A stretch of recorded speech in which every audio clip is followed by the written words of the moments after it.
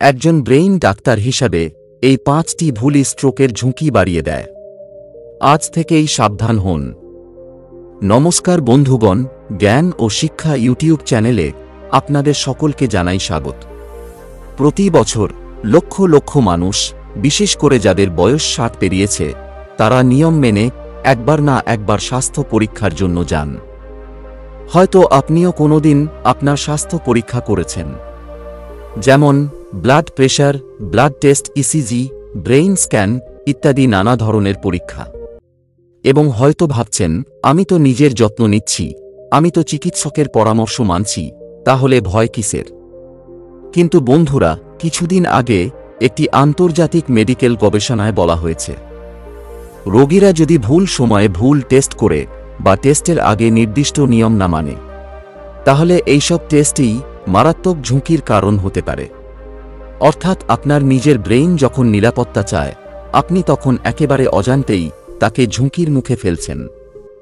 একজন নিউরোলজিস্ট, যার অভিজ্ঞতা 30 বছরেরও বেশি, তিনি তার রোগীদের পর্যবেক্ষণ করে বলেছেন, স্ট্রোকের আগে প্রায় 40% রোগী এমন কিছু ভুল করেন। তো কি সেই ভুল যা আপনি, আমি বা আমাদের বাবা মা সবাই করে থাকি? কিন্তু চিন্তা করবেন না, এই ভিডিওটি আপনাকে ভয় দেখানোর জন্য নয়, বরং সতর্কতার জন্য তৈরি করেছি। আগামী কয়েক মিনিটের মধ্যেই আমরা সবচেয়ে সাধারণ 5টি মেডিকেল পরীক্ষা উন্মোচন করব, যা লুকানো স্ট্রোকের ঝুঁকি বহন করতে পারে, বিশেষ করে বয়স্কদের জন্য। এবং আরও গুরুত্বপূর্ণভাবে, আপনি আপনার পরবর্তী অ্যাপয়েন্টমেন্টের আগে নিজেকে কিভাবে রক্ষা করবেন তাও জানতে পারবেন।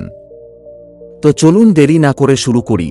তবে তার আগে আপনি এই ভিডিওটি কোন জায়গা থেকে দেখছেন এবং আপনার বর্তমান বয়স কত, সেটা অবশ্যই আমাদের কমেন্টে লিখে জানাবেন, কারণ আপনাদের মতামত আমাদের খুবই কাজে আসে। চলুন আজকের সবচেয়ে গুরুত্বপূর্ণ টপিক নিয়ে আলোচনা শুরু করি। অবশ্যই প্রতিটি পয়েন্ট অত্যন্ত মনোযোগ দিয়ে শেষ পর্যন্ত দেখবেন, কারণ ভিডিওটির শেষে আমি কিছু বিশেষ টিপস দেব। পয়েন্ট 1, এন্ডোস্কোপি, নীরব ঝুঁকির অজানা দিক। প্রতিদিন আমরা শুনি, সাবধানতা উত্তম চিকিৎসা, আর তাই 50 কিংবা 60 বছর পার হওয়ার পর ডাক্তার যখন এন্ডোস্কোপি করার পরামর্শ দেন, তখন আমরা ভয় পাই না, বরং স্বস্তি পাই। ভাবি, ভালোই তো, ভেতরের সবকিছু দেখে নেওয়া হবে। কিন্তু আপনি কি জানেন, এই সাবধানতা কখনো কখনো পরিণত হতে পারে এক ভয়ানক বিপদের ঝুঁকিতে, বিশেষ করে যখন এই এন্ডোস্কোপির সাথে জড়িয়ে থাকে সেডেশন বা ঘুমের ওষুধ। আপনি যদি 60 বা তার চেয়েও বেশি বয়সী হন এবং প্রতিদিন ওয়ারফারিন, অ্যাসপিরিন বা প্লাভিক্সের মতো রক্ত পাতলা করা ওষুধ খান, তাহলে সেডেটিভ দেওয়ার পর রক্তচাপ, হৃদস্পন্দন এবং রক্ত চলাচলে দেখা দিতে পারে এক অদৃশ্য পরিবর্তন। এই পরিবর্তনের ফলাফল মস্তিষ্কে রক্ত চলাচল ব্যাহত হওয়া, হঠাৎ অভ্যন্তরীণ রক্তপাত, এমনকি একটি নীরব স্ট্রোক, যার কোনো প্রাথমিক লক্ষণই দেখা যায় না, কিন্তু যা ভবিষ্যতের জন্য মারাত্মক ইঙ্গিত রেখে যায়। বন্ধুগণ, 2021 সালের গ্যাস্ট্রোইন্টেস্টাইনাল এন্ডোস্কোপি জার্নালে প্রকাশিত একটি গবেষণায় দেখা গেছে যে 65 বছরের বেশি বয়সী যে রোগীরা সেডেটেড এন্ডোস্কোপি করিয়েছিলেন, তাদের মধ্যে পরবর্তী 72 ঘণ্টার মধ্যে ক্ষণস্থায়ী ইস্কেমিক অ্যাটাক বা মিনিস্ট্রোকের সম্ভাবনা উল্লেখযোগ্য হারে বেড়ে গিয়েছিল। এখন ভাবুন, আপনি একজন ভালো মানুষ হিসাবে নিয়ম মেনে পরীক্ষা করালেন, কিন্তু কেউ আপনাকে জানালো না এই সুকৌশলী বিপদের কথা। তখন কি করবেন? এবার দেখুন এটি থেকে কিভাবে বাঁচবেন। আপনি কি করবেন? আপনি যদি বর্তমানে রক্ত পাতলা করার ওষুধ গ্রহণ করেন এবং ডাক্তার এন্ডোস্কোপির পরামর্শ দেন, আগে একবার জেনে নিন এটি কতটা জরুরি। যদি এটি শুধুই রুটিন পর্যবেক্ষণ হয় আর আপনার উপসর্গ গুরুতর না হয়, তাহলে দ্বিতীয় মতামত নেওয়া একেবারে ঠিক। এন্ডোস্কোপির আগে আপনার সমস্ত ওষুধের নাম ও ডোজ সম্পর্কে ডাক্তারকে খুলে বলুন। যেখানে সম্ভব, সেডেশনের প্রয়োজন আছে কিনা তা নিয়ে আলোচনা করুন। কিছু ক্ষেত্রে সেডেশন ছাড়াও নিরাপদভাবে পরীক্ষাটি করা যায়। পরিবারে বা পরিচিতদের মধ্যে কেউ বয়স্ক হলে তাদেরও এই সতর্কতাগুলো অবশ্যই জানিয়ে দিন। নম্বর 2, কন্ট্রাস্ট এমআরআই পরীক্ষা। ধরা যাক একজন ব্যক্তির কিছুদিন ধরে মাথা ব্যথা, ঝাপসা দৃষ্টি বা শরীর ভারসাম্য রাখতে কষ্ট বোধ করছেন। ডাক্তার তখন বললেন, একটা এমআরআই করে ফেলুন। আমরা কিছু কন্ট্রাস্ট দিয়ে আরও ভালোভাবে ব্রেন স্ক্যান করব। কিন্তু আপনি কি জানেন, এই কন্ট্রাস্ট ডাই নামক তরল পদার্থটি অনেক সময় আপনার সমস্যার চেয়ে বড় বিপদের দরজা খুলে দিতে পারে, যদি আপনি একজন বয়স্ক ব্যক্তি, বিশেষ করে যদি আপনার কিডনির কার্যকারিতা সামান্য দুর্বল হয়। কন্ট্রাস্ট এমআরআইতে যেটি ব্যবহার করা হয় তা হল গ্যাডোলিনিয়াম, একটি ভারী ধাতু যা শরীর থেকে কিডনির মাধ্যমে বেরিয়ে যাওয়ার কথা। কিন্তু 60 বছরের পর আমাদের কিডনির ফিল্টার করার ক্ষমতা অনেকটাই কমে যায়। আর যাদের আগে থেকেই অজানা কিডনি সমস্যা রয়েছে, তাদের দেহে এই গ্যাডোলিনিয়াম পুরোপুরি বের না হয়ে থেকে যেতে পারে শরীরের বিভিন্ন অঙ্গে। এখন প্রশ্ন হচ্ছে, এতে কি সমস্যা? একটি বিরল কিন্তু ভয়ঙ্কর সমস্যা হল, এটি এমন এক অবস্থা যেখানে ত্বক শক্ত হয়ে যায়, হাড়ের জয়েন্টগুলো যেন গেঁটে গেঁটে শক্ত হয়ে যায়, এমনকি আপনার শরীরের নড়াচড়া, হাঁটা, এমনকি নিঃশ্বাস নিতেও কষ্ট হতে পারে। 2019 সালের প্রকাশিত এক গবেষণায় দেখা গেছে, যেসব 65 বছরের বেশি বয়স্ক মানুষ কন্ট্রাস্ট এমআরআই করিয়েছেন, তাদের মধ্যে 5% রোগী মাত্র 1 সপ্তাহের মধ্যেই মাথা ব্যথা, ঝাপসা দেখা, ভারসাম্য হারানো এবং স্ট্রোকের মতো উপসর্গের অভিজ্ঞতা জানিয়েছেন। ভয়ঙ্কর তথ্য, তাই না? তবে এর সমাধান আছে। দেখুন আপনি কি করবেন। এমআরআই করার আগে কন্ট্রাস্ট দেওয়া হবে কিনা তা অবশ্যই জিজ্ঞেস করুন। আপনার বয়স যদি 60 বছরের উপরে হয়, তাহলে আগে রুটিন কিডনি ফাংশন টেস্ট করিয়ে নিন। আগে থেকেই যদি ডায়াবেটিস, উচ্চ রক্তচাপ বা কিডনি সমস্যা থাকে, ডাক্তারকে বিস্তারিত বলুন। অনেক সময় নন কন্ট্রাস্ট এমআরআই দিয়েই সঠিক ফলাফল পাওয়া যায়। চিকিৎসককে বিকল্প সম্পর্কে জিজ্ঞাসা করতে ভয় পাবেন না। আর যদি আপনার পরিবারে কেউ এমআরআই করতে যান, তার আগেই তাকে এই সতর্কতাগুলো মনে করিয়ে দিন। বন্ধুগণ, এবার পরের গুরুত্বপূর্ণ পয়েন্টের দিকে যাওয়ার যাক। তবে অনেকেই আমাকে বারবার জিজ্ঞাসা করেন, এই বয়সে সুস্থ থাকতে হলে কি করতে হবে? ডায়াবেটিস থাকলে খাবার তালিকা কেমন হওয়া উচিত? হঠাৎ পায়ে ব্যথা শুরু হলে ঘরোয়া সমাধান কি? দেখুন, এইরকম অসংখ্য প্রশ্ন প্রতিদিন আসে। সত্যি কথা বলতে গেলে একটি ভিডিওতে সব প্রশ্নের উত্তর দেওয়া সম্ভব নয়।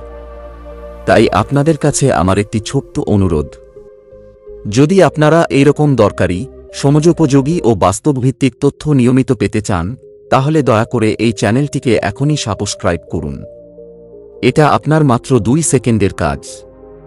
আর আপনারা যখন একটি লাইক দেন, একটি সাবস্ক্রাইব করেন, তখন সেটাই আমার সবচেয়ে বড় প্রেরণা হয়ে দাঁড়ায়। আমি কথা দিচ্ছি, প্রতি সপ্তাহে আপনাদের জন্য এমন ভিডিও আনব যা আপনার বার্ধক্য জীবনের সঙ্গী হয়ে উঠবে। সুস্থ বার্ধক্য গড়ে তোলার যাত্রায় আপনি একা নন, আমরাও আছি একসাথে। চলুন এবার পরের পয়েন্ট দেখে নিন। নম্বর 3, কন্ট্রাস্ট সিটি স্ক্যান, নীরব ঝুঁকি, যা অনেকেই জানেন না। চলুন একটা বাস্তব ঘটনা দিয়ে শুরু করি। কলকাতার বেহালার বাসিন্দা 65 বছর বয়সী শ্রীযুক্ত হরিশঙ্কর মিত্র একজন অবসরপ্রাপ্ত স্কুল শিক্ষক। অত্যন্ত পরিপাটি জীবনযাপন, প্রতিদিন সকালে হাঁটেন, নিয়ম করে ওষুধ খান, আর নিজের খাদ্যাভ্যাসের ব্যাপারেও যথেষ্ট সচেতন। তবে গত মাসে হঠাৎ তাঁর পেটে এক ধরনের ব্যথা শুরু হয়, যা ক্রমেই অসহ্য হয়ে ওঠে। চিকিৎসকের পরামর্শে তিনি একটি কন্ট্রাস্টসহ সিটি স্ক্যান করান। স্ক্যানের সময় প্রথমে সবকিছু স্বাভাবিক লাগছিল, কিন্তু কিছুক্ষণ পরেই হঠাৎ করে তাঁর শরীরে যেন এক ধরনের গরম স্রোত বইতে শুরু করে। তিনি অনুভব করলেন বুকের ভেতরটা ধকধক করছে, মাথা ঘুরছে, চারপাশের জিনিসপত্র যেন আবছা হয়ে যাচ্ছে। এরপর হঠাৎই তাঁর শরীর ঝিমঝিম করতে করতে চেয়ারে ঢলে পড়ে যান এবং কিছু সময়ের জন্য সম্পূর্ণ চেতনা হারিয়ে ফেলেন। চিকিৎসকরা দ্রুত তাঁকে চিকিৎসা দেন এবং পরে জানান এটি একটি ভ্যাসোভ্যাগাল প্রতিক্রিয়া, যা কন্ট্রাস্ট ডাইয়ের পার্শ্ব প্রতিক্রিয়া হিসেবেই দেখা দিয়েছে।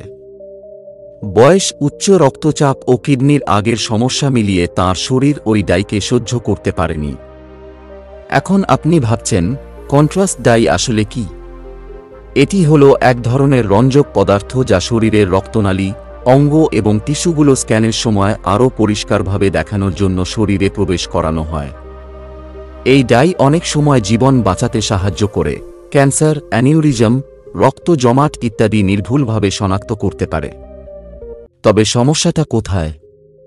সমস্যা তখনই দেখা দেয় যখন এই ডাই বয়স্ক বা দুর্বল শরীরে প্রবেশ করে। বিশেষ করে যদি আপনার বয়স 60-এর ওপরে হয় এবং আপনি আগে থেকেই ভুগে থাকেন। উচ্চ রক্তচাপ, হৃদরোগ, কিডনির অসুস্থতা। এই কন্ট্রাস্ট ডাই তখন নিঃশব্দে শরীরের কার্ডিওভাস্কুলার সিস্টেমের ওপর চাপ সৃষ্টি করতে পারে। কখনো হঠাৎ রক্তচাপ কমে যেতে পারে, মাথা ঘোরা, বমি বমি ভাব, এমনকি সংজ্ঞা হারানোর মতো ঘটনাও ঘটতে পারে। আবার অন্যদিকে হঠাৎ রক্তচাপ বেড়ে গিয়ে ভঙ্গুর রক্তনালীগুলোতে চাপ পড়ে যেতে পারে, যা স্ট্রোক বা হার্ট অ্যাটাকের সম্ভাবনা তৈরি করে। একটি গবেষণা বলছে, যারা বয়স্ক এবং যাদের পূর্বে কার্ডিওভাস্কুলার বা কিডনির সমস্যা ছিল, তাদের ক্ষেত্রে কন্ট্রাস্ট বর্ধিত সিটি স্ক্যানের 72 ঘণ্টার মধ্যেই ভাস্কুলার জটিলতার আশঙ্কা অনেক বেশি থাকে। তাহলে কি কন্ট্রাস্ট সিটি স্ক্যান করানো একেবারেই উচিত নয়? না, একেবারেই না। এই স্ক্যান অনেক সময় জীবন রক্ষা করে, কিন্তু এটি কখন করা উচিত এবং কখন এড়ানো উচিত সেটি বুঝে নেওয়াটাই বুদ্ধিমানের কাজ। এবার দেখুন এর সমাধান কি। যদি আপনার আগে থেকে উচ্চ রক্তচাপ, কিডনি সমস্যা বা হৃদরোগ থাকে, তাহলে স্ক্যান করার আগে অবশ্যই চিকিৎসককে সব খুলে বলুন। কন্ট্রাস্ট ব্যবহারের আগে রক্তের ক্রিয়েটিনিন ও কিডনি ফাংশন টেস্ট করানো উচিত। স্ক্যান করার পরে অন্তত 24 থেকে 72 ঘণ্টা নিজেকে পর্যবেক্ষণে রাখুন। মাথা ঘোরা, বমি ভাব, দুর্বলতা, বুক ধড়ফড় এর যে কোনো একটি অনুভব করলেই চিকিৎসকের পরামর্শ নিন। সবসময় মনে রাখবেন, কন্ট্রাস্ট স্ক্যান রুটিন বা অকারণে না করে শুধুমাত্র যখন সত্যিই প্রয়োজন তখনই করান। নম্বর 4, অপ্রয়োজনীয় স্ট্রেস টেস্ট যখন উপসর্গ নেই। কেন এটা বিপজ্জনক হতে পারে বয়স্কদের জন্য? বেশিরভাগ মানুষ বিশ্বাস করেন হৃদযন্ত্রের স্ট্রেস টেস্ট মানেই হৃদরোগ ধরা পড়বে আগে থেকে। কিন্তু আপনি কি জানেন, যদি আপনার কোনো উপসর্গ না থাকে, তাও শুধুমাত্র বয়সের কারণে স্ট্রেস টেস্ট করানো হৃদয়ের ওপর বাড়তি চাপ ফেলতে পারে। বিশেষ করে 65 বছরের পর অনেকের অস্থির হার্ট, হাঁপানি অথবা অনিয়মিত রক্তচাপ থাকে। এই অবস্থায় ট্রেডমিলে দৌড়ে হৃৎপিণ্ডের কর্মক্ষমতা যাচাই করা অনেক সময় অপ্রয়োজনীয় উদ্বেগ ও চিকিৎসার পথ খুলে দেয়। একটি গবেষণার ফলাফল 2017 সালে journal of the American medical অ্যাসোসিয়েশনতে প্রকাশিত একটি গবেষণায় দেখা গেছে, যেসব বয়স্ক রোগী উপসর্গবিহীন অবস্থায় স্ট্রেস টেস্ট করান, তাদের মধ্যে অর্ধেকেরও বেশি ক্ষেত্রে ফলাফল ছিল ফলস পজিটিভ, অর্থাৎ সমস্যা নেই। তবু রিপোর্টে কিছু দেখানো হয়েছে। ফলে তাদের অকারণে আবার ক্যাথেটারাইজেশন, এনজিওগ্রাম বা বাইপাসের মতো জটিল ধাপের মধ্যে পড়তে হয়েছে। এবার সমাধান দেখে নিন। যদি আপনার বুকে ব্যথা, শ্বাসকষ্ট, ঘাম হওয়া না থাকে, স্ট্রেস টেস্ট এড়িয়ে চলুন, বিশেষত যদি আপনার বয়স 65 এর বেশি হয়। তার বদলে আপনি পারেন ইসিজি বা ইকোকার্ডিওগ্রাম দিয়ে হার্টের কার্যকারিতা পর্যবেক্ষণ করতে। কোনো রিস্ক থাকলে কেবলমাত্র তখনই ডাক্তারের পরামর্শে স্ট্রেস টেস্ট করান। নম্বর 5, অতিরিক্ত এক্স-রে সাধারণ টেস্ট নয়, নিয়মিত করলে বিপদ ডেকে আনতে পারে। বয়স বাড়ার সঙ্গে সঙ্গে অনেকেই হাঁটু, পিঠ বা ফুসফুসের যে কোনো সমস্যায় এক্স-রে করান। অনেকে তো নিয়ম করে বছরে 2-3 বার করিয়ে থাকেন। কিন্তু কম মানুষই জানেন, এই অতিরিক্ত এক্স-রেতে যে আয়নাইজিং রেডিয়েশন ব্যবহার হয়, তা বারবার শরীরে প্রবেশ করলে কোষের ডিএনএতে ক্ষতি করতে পারে। কিভাবে ক্ষতি হতে পারে? বয়স্কদের শরীরে কোষ পুনর্গঠনের ক্ষমতা কমে যায়, ফলে রেডিয়েশনের ক্ষতি সহজে মেরামত হয় না। এটি সাধারণত স্ট্রোকের ঝুঁকি বাড়ায় না, তবে এর ফলে দীর্ঘমেয়াদে ক্যান্সারের ঝুঁকি বেড়ে যায়, বিশেষ করে ফুসফুস, রক্ত বা স্তন ক্যান্সারের সম্ভাবনা বাড়ে। গবেষণা কি বলছে? 2018 সালে প্রকাশিত একটি গবেষণায় দেখা গেছে, প্রতি বছর 3 বা তার বেশি এক্স-রে করানো ব্যক্তিদের মধ্যে দীর্ঘমেয়াদে ক্যান্সারের ঝুঁকি 2 গুণ বেড়ে যায়, বিশেষ করে যাদের বয়স 65 এর বেশি। একটি বাস্তব উদাহরণ, কলকাতার শ্যামবাজারে 70 বছরের প্রফুল্লবাবু হাঁটুর ব্যথার জন্য বছরে 4 বার এক্স-রে করাতেন। চিকিৎসক বলেছিলেন, রুটিন টেস্ট, কিন্তু একসময় তার শরীরে এক ধরনের ব্লাড ডিসঅর্ডার ধরা পড়ে, যা পরে ধীরে ধীরে ব্লাড ক্যান্সারে রূপ নেয়। ডাক্তাররাও বলেন, এত ঘন ঘন এক্স-রে না করালেই ভালো হতো। সমাধান কি? যদি এক্স-রে ছাড়া উপায় না থাকে, তাহলে তা অবশ্যই প্রয়োজন বুঝেই করানো উচিত। ডাক্তারকে জিজ্ঞেস করুন কোনো বিকল্প টেস্টে, যেমন আল্ট্রাসাউন্ড, একই তথ্য পাওয়া যায় কিনা। নিজের রেডিয়েশন এক্সপোজারের একটি রেকর্ড রাখুন। বছরে কতবার এক্স-রে করানো হয়েছে তা নোট করে রাখলে ভবিষ্যতে চিকিৎসকের সিদ্ধান্ত সহজ হবে। বন্ধুগণ, এবার শেষের 3টি বিশেষ টিপস দেখে নিন, যেটি আপনাকে সুস্থ ও সতেজ রাখবে। টিপস 1, প্রতিদিন অন্তত 30 মিনিট হাঁটা অভ্যাস করুন। বিজ্ঞানীরা বলেন, নিয়মিত হাঁটা রক্তচাপ, রক্তে চর্বি এবং ডায়াবেটিস নিয়ন্ত্রণে রাখে, যা স্ট্রোকের প্রধান কারণ। সকালে অথবা সন্ধ্যায় বাড়ির ছাদ, বারান্দা বা গলির রাস্তাতেই শুরু করতে পারেন এই অভ্যাস। টিপস 2, রান্নায় লবণ একটু একটু করে কমান। বয়স বাড়ার সাথে সাথে অতিরিক্ত নুন রক্তচাপ বাড়িয়ে স্ট্রোকের সম্ভাবনা দ্বিগুণ করে তোলে। আচমকা নয়, ধীরে ধীরে রান্নায় নুন কমান। চাটনি বা আলাদা লবণ দেওয়া বন্ধ করুন। টিপস 3, রাগ বা মানসিক চাপ নিয়ন্ত্রণে বালিশ টেকনিক ব্যবহার করা। রাতে ঘুমানোর আগে নরম বালিশে মুখ গুঁজে নিজের রাগ, কষ্ট বা দুঃখ নীরবে বলা। এটি এক ধরনের থেরাপি যা জাপানে বহু বৃদ্ধ মানুষরা ব্যবহার করেন। এটি মানসিক চাপ কমিয়ে রক্তচাপ নিয়ন্ত্রণে সাহায্য করে। বন্ধুরা, আজকের ভিডিওতে আমি আপনাদের এমন কিছু তথ্য দিলাম যা হয়তো আগে কেউ আপনাকে বলেনি। আজ আপনারা বুঝলেন অকারণে এই ডাক্তারি পরীক্ষাগুলো কিভাবে আমাদের শরীরকে অজান্তেই ক্ষতি করতে পারে। এবার এই ভিডিওটি আপনার মা-বাবা, কাকা-কাকিমা, আত্মীয়-স্বজন বা প্রতিবেশী বৃদ্ধ লোকটির সঙ্গে একবার হলেও শেয়ার করুন, যাতে ওনারা উপকৃত হতে পারেন। শেষে একটি কথাই বলবো, অবশ্যই নিজের যত্ন নিন, সব সময় হাসি খুশি থাকুন এবং সুস্থ থাকুন। ধন্যবাদ।